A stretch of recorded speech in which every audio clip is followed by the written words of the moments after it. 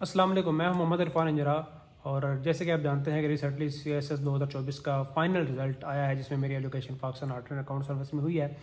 आज मैं आप लोगों के साथ अपना ऐसे शेयर करने जा रहा हूं, मेरा रियल टाइम ऐसे जो कि मैंने CSS 2024 के अंदर लिखा था, उसकी कंप्लीट आउटलाइन थीसिस स्टेटमेंट से लेकर कंक्लूजन तक कंप्लीट आउटलाइन मैं आपके साथ शेयर करूंगा। क्योंकि बहुत सारे एस्पायरेंट्स इस चीज़ को लेकर कंफ्यूज होते हैं कि जो क्वालिफाइड्स हैं वो किस तरह से लिखते हैं। और मेरी जर्नी के अंदर ख़ास बात ये थी कि मैंने कभी ऐसे अपना किसी से एवेल्यूएट नहीं करवाया, ना कभी मैंने फुल लेंथ ऐसे लिखा है एग्जाम के अलावा, ना ही कभी मैंने एवेल्यूएट करवाया। अब इसके पीछे मेरी स्ट्रेटजी क्या है, वो एक बहुत इंटरेस्टिंग स्ट्रेटजी है जिसको मैंने अपनी थ्रू आउट जर्नी के अंदर इवॉल्व किया है। और आपको ये बात भी मतलब बताता चलूँ कि मैंने PMS 2023 भी क्वालिफाई किया था, लेकिन अनफॉर्चुनेटली रिटर्न में मार्क्स कुछ कम होने की वजह से मेरी एडुकेशन नहीं हो सकी। मैंने लाहौर हाई कोर्ट के अंदर भी ऐसे पास किया हुआ और PPSC के मुतअद्दिद एग्जाम के अंदर भी मैंने ऐसे पास किया हुआ है। तो रिसेंटली इससे पहले CSS 2024 के रिजल्ट से पहले मैं पंजाब पुलिस के अंदर सर्व कर रहा हूँ बतौर इंटेलिजेंस ऑफिसर। और आज मैं आपके साथ अपनी कंप्लीट ऐसे की आउटलाइन शेयर करने जा रहा हूँ। इसके बाद मैं अपनी स्ट्रेटजी को भी लेकर आपके सामने चलूँगा, ताकि ऐसे एस्पायरेंट्स जो कि अकेडमी को अफोर्ड नहीं कर सकते, क्योंकि मैंने बगैर किसी अकेडमी के, बगैर किसी मेंटोर के, बगैर एवेल्यूएशन के ये अपनी जर्नी को कंप्लीट पाए तकमील तक पहुँचाया है। और मैं जानता हूँ बहुत सारे एस्पायरेंट्स ऐसे हैं जो कि अकेडमी को अफोर्ड नहीं कर सकते, मेंटर्स की फ़ीस को अफोर्ड नहीं कर सकते। तो उनके लिए ये मेरी कोशिश है ताकि किसी के काम आ जाए। और बहुत सारे ऐसे डिज़र्विंग कैंडिडेट्स हैं, बहुत सारे डिज़र्विंग एस्पायरेंट्स हैं जो कि इस चीज़ को सीखना चाहते हैं और सीख सकते हैं, और उनके अंदर बहुत सारा पोटेंशियल भी है। तो चलते हैं अपनी आउटलाइन की तरफ, जो मैंने CSS 2024 के अंदर रियल टाइम लिखी थी। और उसी को मैंने अपने पास अपने माइंड में अंदर सेव किया था कि मैंने कहा जब टाइम आएगा तो मैं ये एस्पायरेंट्स के साथ शेयर करूँगा। और इसके बाद जो मेरी वीडियोज़ आएंगी उसके अंदर मैं अपनी PMS 2023 वाली जो आउटलाइन है वो भी शेयर करूँगा, लाहौर हाई कोर्ट वाली भी शेयर करूँगा, और PPSC के एग्जाम्स वाली भी अपनी आउटलाइन जो थी मैं शेयर करूँगा। तो ये मेरा ऐसे का टॉपिक था ग्लोबलाइजेशन एंड नेशनल इकोनॉमीज़।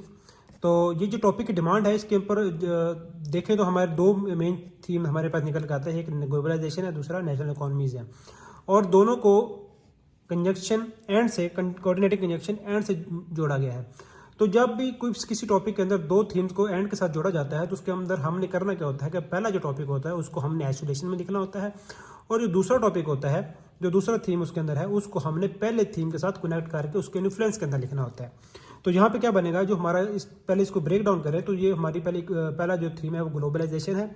पहले जो हम अपने आउटलाइन के अंदर चीज़ को लेकर चलेंगे वो हम ग्लोबलाइजेशन को डिस्कस करेंगे। उसके बाद नेशनल इकोनॉमीज़ को in the influence of globalisation discuss करेंगे। तो सबसे पहले मैं थीसिस स्टेटमेंट देखते हैं। तो मैं जब भी मैंने ऐसे लिखा है तो मैं थीसिस स्टेटमेंट्स का लेकर चलता हूँ। ये थीसिस स्टेटमेंट जो है ये आप इंट्रोडक्शन के नीचे भी लिख सकते हैं और उससे पहले अलग हेडिंग भी बना सकते हैं।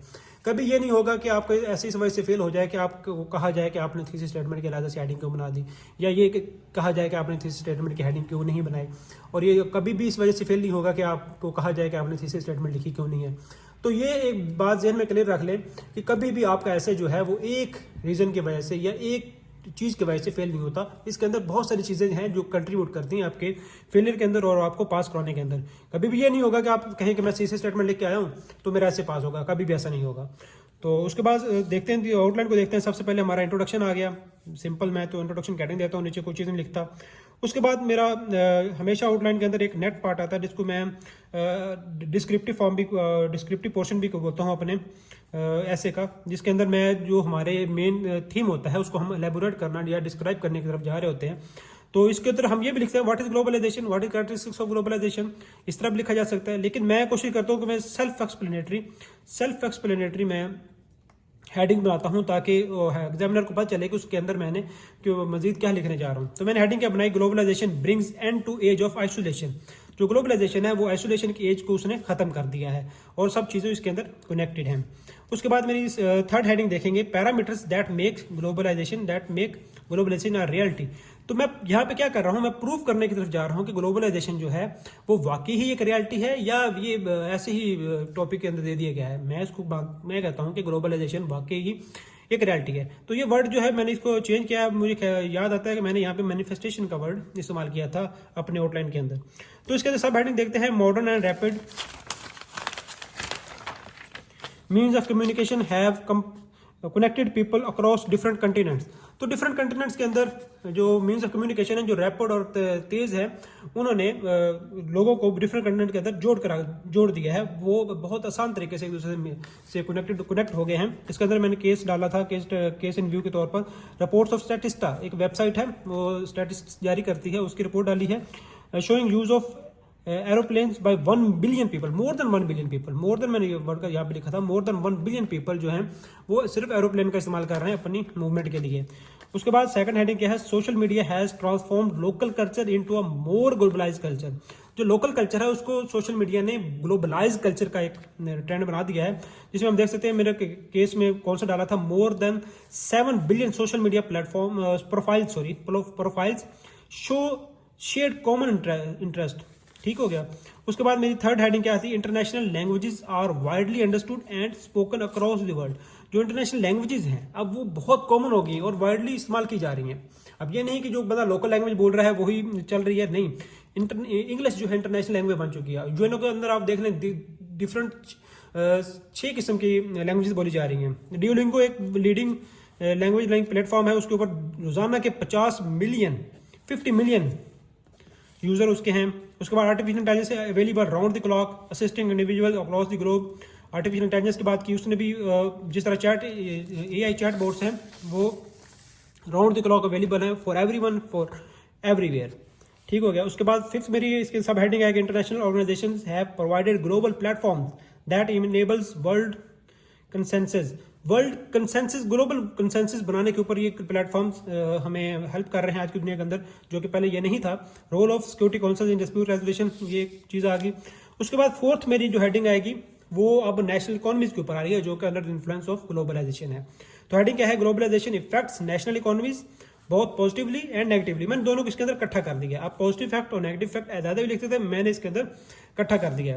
अब पहली सब हेडिंग क्या आएगी, technology transfer accelerates domestic productivity booming local economy.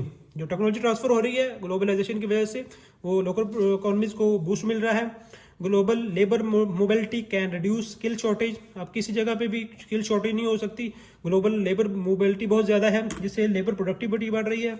उसके बाद फोर्थ है कमोडिटी प्राइसेस आर इंटरकनेक्टेड। जो भी लोकल आपकी मार्केट के अंदर कमोडिटी है वो इंटरनेशनल जो हैपनिंग्स हैं उनके साथ कनेक्टेड हैं, जिससे प्राइस स्टेबिलिटी भी एक अचीव होती है। जो इंटरनेशनल लेवल मार्केट में प्राइस होगी वही आपकी लोकल मार्केट के अंदर प्राइस अवेलेबल होगी आपको।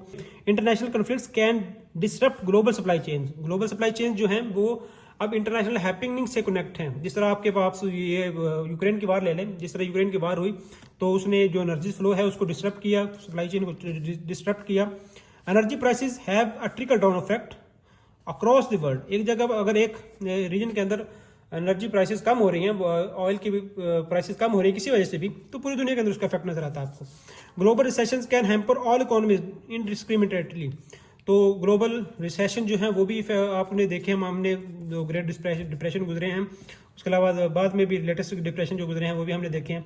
तो इसके अंदर पॉजिटिव और नेगेटिव इंपैक्ट्स दोनों डाल दिए कि हमारी जो ग्लोबलाइजेशन है उसकी वजह से इकोनॉमीज के ऊपर, नेशनल इकोनॉमीज के ऊपर पॉजिटिव इम्पैक्ट भी आ रहा है, नेगेटिव इम्पैक्ट भी आ रहा है। लास्ट वे फॉरवर्ड के ऊपर मैंने एक हेडिंग डाली है, main heading, globalisation has potential to manoeuvre economies to change the world for better.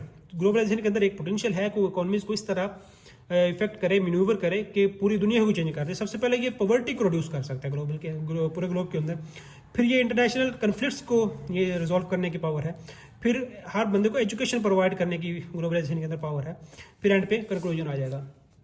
तो ये मेरी आउटलाइन थी अपने ऐसे की जो CSS 2024 के अंदर मैंने बनाई, और अल्हम्दुलिल्लाह ये मेरा पास हुआ। सबसे एंड पे मैं बात करूँगा कि जो ऐसे की आउटलाइन हम लिखते हैं, एक तो रेलिवेंट हमें लिखनी होती है, दूसरी लॉजिकल फ्लो भी बनाना होता है। इस एंड पे मैं एक बात करता होता हूँ, आजकल जो ऐसे की एस्थेटिक लुक है या उसकी प्रेजेंटेशन है, या आप उसको बोल सकते हैं कि आपने जितना खूबसूरत लिखा होता है वो भी बहुत मैटर करता है। ठीक है, प्रेजेंटेशन जो है वो भी अच्छी होनी चाहिए, आपकी लिखाई इस तरह की हो, लेजिबल हो, पढ़ी ना जाए, तो वो भी आपको इफेक्ट करेगी। तो ये आज की हमारी वीडियो थी। इसके बाद मैं इंशाल्लाह आपके पास इसी ऐसे की इंट्रोडक्शन लेकर आऊँगा जो मैंने इंट्रोडक्शन लिखा था, और कंक्लूजन भी आपके सामने लिखूंगा, क्योंकि वो ये चीज़ें मैंने ज़हन में रखी हुई थी, ताकि मुझे पता था कि बाद में अगर अल्लाह ने ये मौका दिया तो मैं इसको एक्सप्लेन करूँगा उस पेरेंट के सामने। तो बाकी चीज़ें भी और भी ऐसे हैं जो मेरे क्वालिफाइड ऐसे हैं, उनकी मैं आपके साथ आउटलाइन और इंट्रोडक्शन और कंक्लूजन डिस्कस करता रहूँगा इसी चैनल के ऊपर। अल्लाह हाफिज़।